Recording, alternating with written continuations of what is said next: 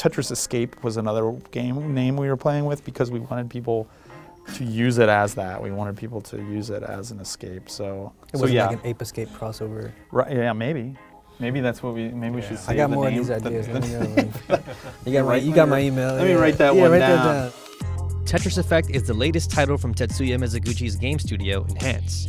They're the team behind 2016's Res Infinite, and more recently, Lumines Remastered.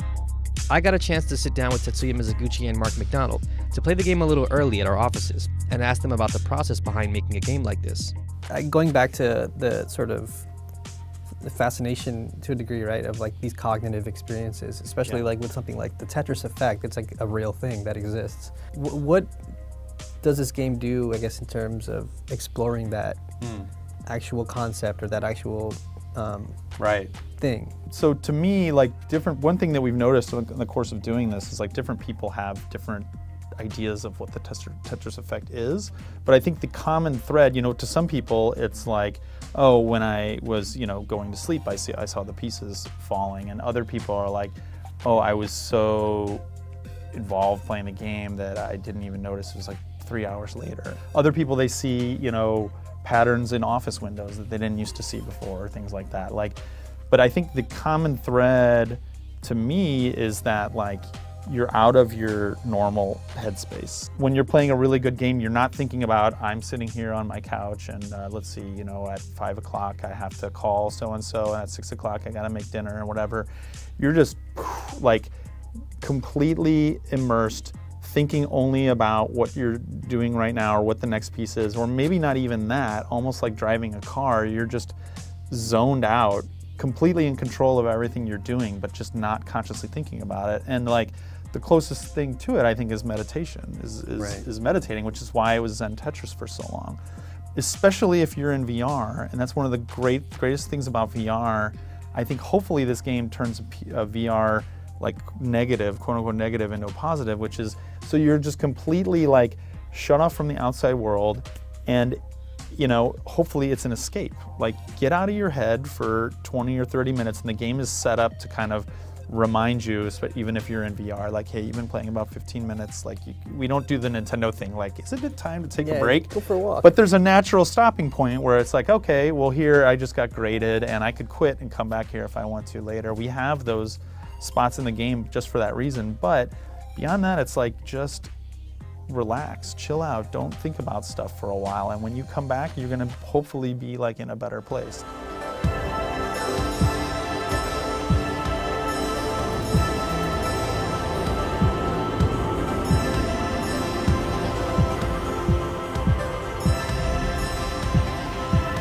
We had a marketing phrase that we were going to use that we didn't end up using it, but it was tune in, turn on, and chill out, basically, was our thing. We had a monk wearing a PSVR headset. Yeah, I love that. Right, yeah. Maybe we'll still use that at some point if we can, but that's really what the Tetris Effect is to me, is get away from it for a while and just have this kind of pure experience, get into the flow state. Even if you're not that good of a player, hopefully the zone system makes up for a bit of it and lets you feel that way.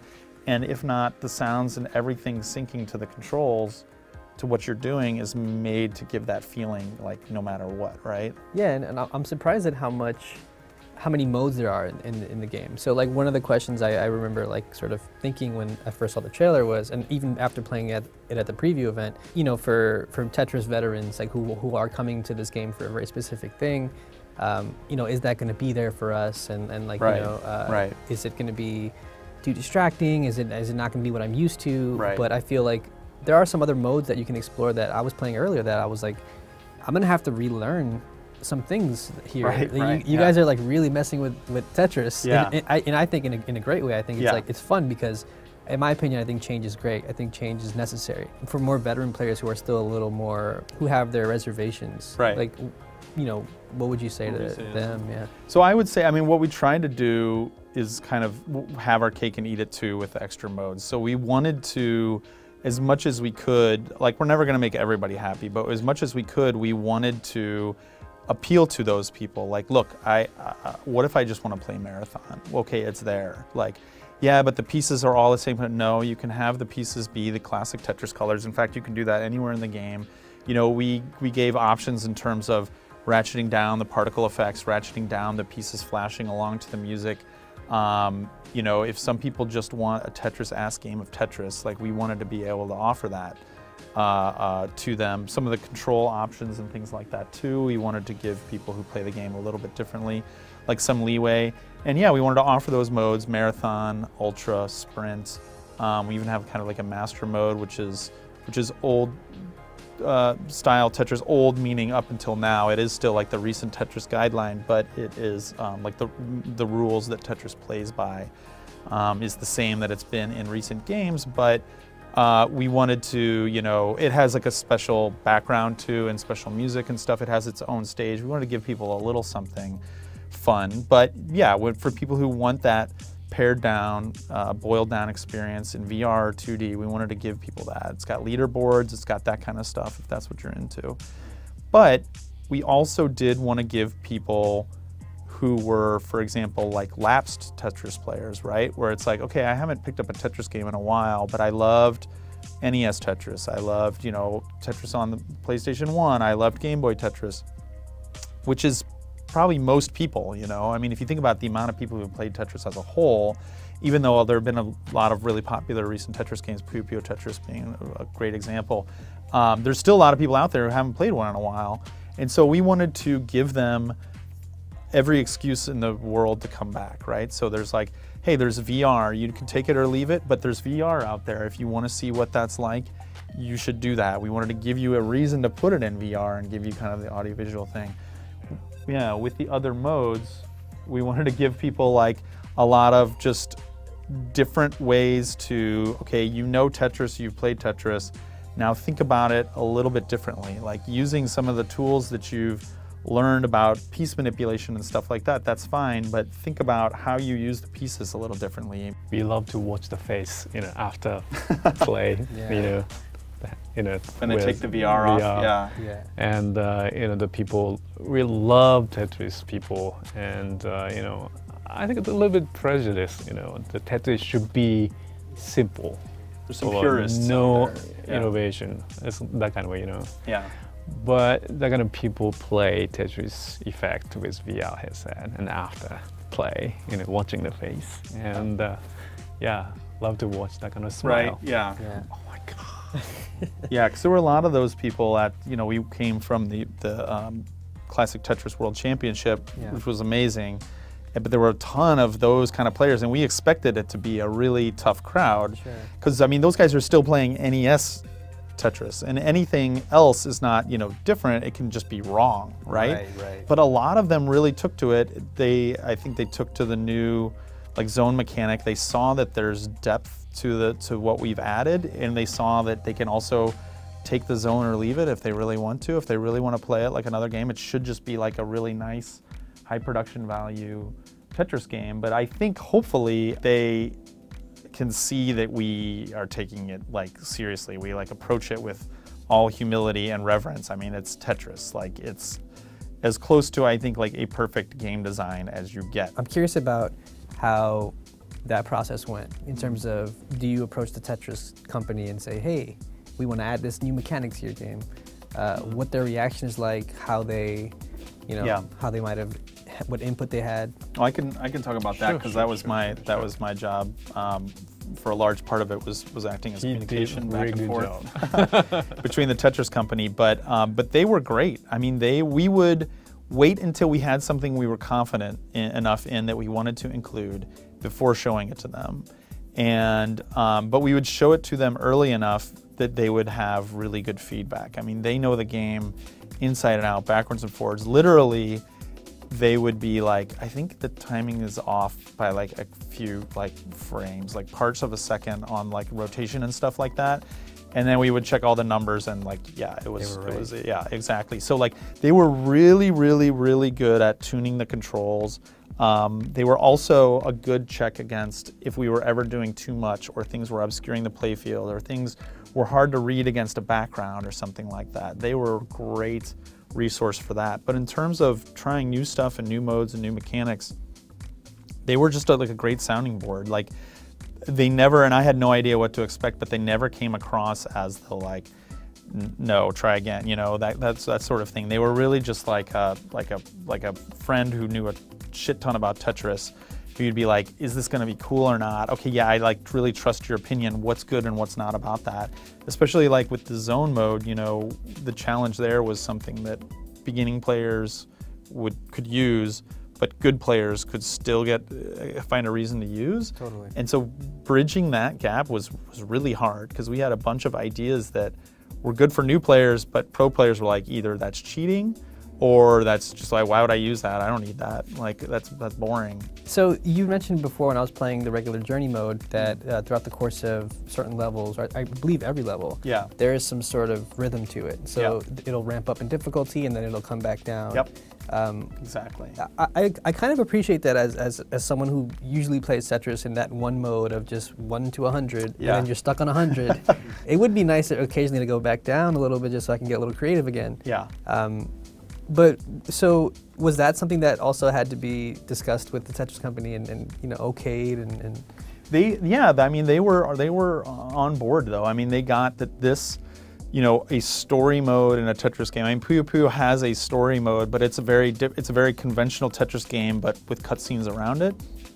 We wanted to tell the story in the gameplay of a puzzle game, right? So we already knew both going in that we had to be open to like new ideas, and the thinking and what they got was that it's just so much less interesting if it's just like this. Then it's just you get to a stage that you have a hard time getting past, and then that's it. And then if you get to the next one, then guess what? Your reward is it's harder. And you know, so it's just like a difficulty check rather than the way that we have it and the way the whole game is designed, whether it's the visuals kind of getting muted and going back down and then coming back out, or if it's the music that gets, you know, that dies down and then gets more intense and comes back out. The difficulty as well, we wanted players to have a good feeling of progression going through the game. So like, okay, the game has gotten really hard. I'm not gonna survive very long on this speed. This is beyond my skill level speed long term. But if I can just survive, there's a reason for me to keep up hope and to keep playing, because if I can just survive for X many lines, you might know exactly the math on how many lines, you might not. You might just need to I just have to get through this. You clear a few more lines, there's a chance that it's gonna get slower. Or there's a chance it might get faster, but you might surprise yourself and actually make it through there. And like, oh my God, that was so intense. The music got crazy, there was chanting, everything was going nuts, but I held on, made it through, and then I got back down. I'm like, it should be like a good roller coaster. Yeah, it's like a daily life. Or daily life, exactly, right? Like, yeah, a challenge comes in out of nowhere, and when you surmount it, like, it feels great. Something that the Tetris company actually brought up that contributed to that is Hank himself was like, you know, in old Tetris, you know, it's just a puzzle game. You're just clearing lines over and over and over again. So we would have, that's why we'd have the little Russian dancing guys stop and come out, is because you want to take a break sometimes, and like people like clear their mind and like take a breath, and then when you choose, kind of go back into it. I am curious about the narrative. I wasn't aware that there was actually a narrative until today. I think it's pretty cool. You don't have to be aware that there's a narrative. You know, if That's some true. people are just going to be like, oh yeah, it was a cool Tetris game. Like, it was really trippy. That was cool. You know, there's like some metaphors and some things that appear a couple times throughout it, but like, I mean, we don't want to get like too far up our own asses. You know, I mean, it's like, hopefully there are layers to it for people who want to think about it more or talk about it more. Hopefully there's some stuff for them to explore. For people who don't, it's not so in your face that that it hopefully like comes off as like pretentious or, you know, or annoying. I'm curious to get your take on, I mean, as much as I love VR, I was kind of griping about it a little bit earlier. It is still kind of clunky to set up and break down. Absolutely, sure. We're definitely still in like the early stage of virtual reality. But in terms of, let's say, in another 15 years, another 10 years, what would you like to see the VR do, I guess, to make it even more accessible or easier to develop for? Personally, I'm really, you know, I dream that kind of a future all the time, you know, the flat TV screen. To me, this is very unnatural. So this is a kind of a limitation. Sure. So that kind of a limit, you know, gives us ideas. Okay, so how can we edit? How can we cut the sounds, or how can we edit the visual things, and to make a narrative or emotional, you know, scenes like that. You know, that kind of ideas from the limit or limitation. So this is also creative, but the next 10 years, 20 years, you know, we have no flame anymore. It's getting this 3D and then mixing with the tangible real world. So I think this is fun. I think, you know, kind of one of our theme, you know, synesthesia. I think it's getting much more, you know, high res, high def, much more emotional, and a great experience. Yeah, I'm dreaming that kind of a future, you know. Yeah. Yeah, and then even if the, you know, you play the VR, but that your world. But if, you know, we can share together around here, so we can talk and then we can play, it's much more fun, you know, we can have. Yeah, you know, I realize it is an extra expense for people, and it is something that people have to set up. Like what I was saying before, especially with this game, is we hope that this is, you know, one of those experiences that's worth it, but also worth it in a sense that it like relaxes you, that you feel better about putting it on afterwards, that it's worth the pain to hook it up. You know, sometimes when you want to hook up the VR and you're going to be, you know, shooting people or like knifing people in the throat. Nothing against those games. I like shooting and knifing people in the throat in VR as much as the next guy, but it kind of like take it out. It's like, okay, I'm home from work. I'm already tired. Am I going to do that to do that? Well, okay, maybe not tonight. Maybe I'll wait till the weekend. But hopefully, if it's like, we want people to come home tired from work or school or whatever it is, or just, you know, spent or for whatever reason, and want to put this on to like recharge. So we've seen Res Infinite show up on PC, especially with support for Vive and Oculus.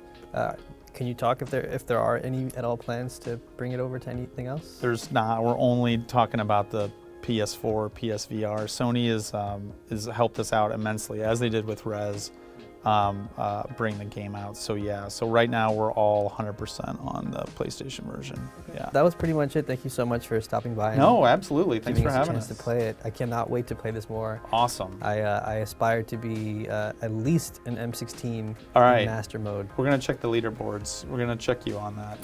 I'm gonna be up. Although I don't know if I'm gonna have you on my friends list, because you're gonna be, you'll be up towards the top, I think. I'm gonna have all the exclusive animals. You're gonna have the high level avatars, the rare avatars. I gotta flex on everybody. So, all right. Yeah.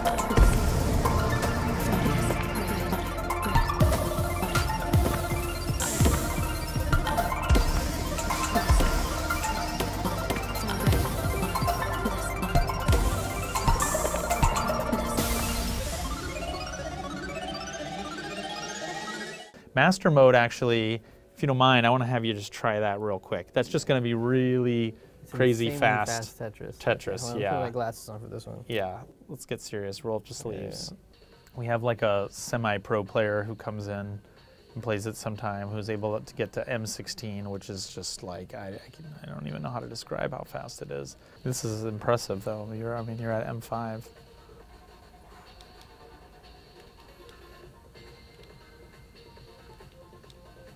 Nice.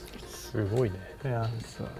I'm like, my eyes are hurting because I'm not blinking, watching, even just watching you. Yeah. Flat, dude. M10. You're insane. Dude, this is nuts.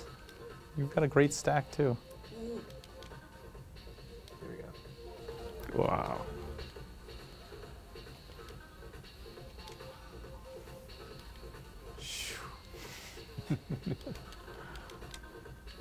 It's interesting because you like found your groove. You can totally tell. Yeah, once you kind of, at the beginning it was tough. Right? Because you like, even just moving them around, you have to like really fight the pieces. Right.